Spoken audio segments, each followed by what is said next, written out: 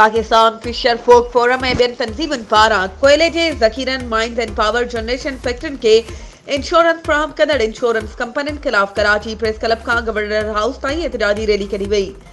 Rally जी क़यादत senior wise chairperson Fatima मजीद सईद बलोच मजीद मुटाणी national trade union federation के general secretary Nasir Mansoor करे रहा हुआ, जंहिंमें वॾे तइदाद में समाजी कारकुननि ऐं माहिगीरनि शिरकत कई।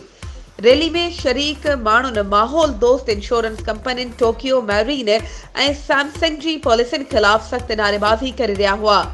उन मौक़े ते अॻवाननि ख़िताब कंदे चयो त सिर्फ़ 2023 में मौसमियाती आफ़तुनि जे नतीजे में 74,000 मौतियूं कोयले जो इस्तेमाल मौसमियाती तब्दीलियुनि जी आफ़तुनि जो मुख्य सबब आहे ऐं टोक्यो मरीन ऐं सैमसंग कोयले जे माइनर्स ऐं कारखाननि लाइ 70% इंश्योरेंस फ़राहम कनि था।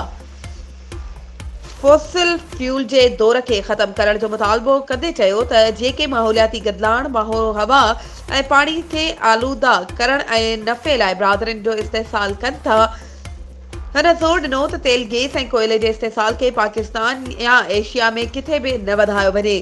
हुन मुतालबो कयो त अध खां वधीक मौजूदा माइनर्स ऐं फोसिल फ्यूल फील्ड्स खे फौरी तौर ते बंदि कयो वञे। वधीक ख़बरुनि ऐं अपडेट्स जे लाइ असांजे चैनल खे सब्सक्राइब कयो ऐं हा बेल आइकन खे प्रेस करणु न विसारिजो त जीअं असांजी हर नई अचण वारी वीडियो तव्हां ताईं पहुची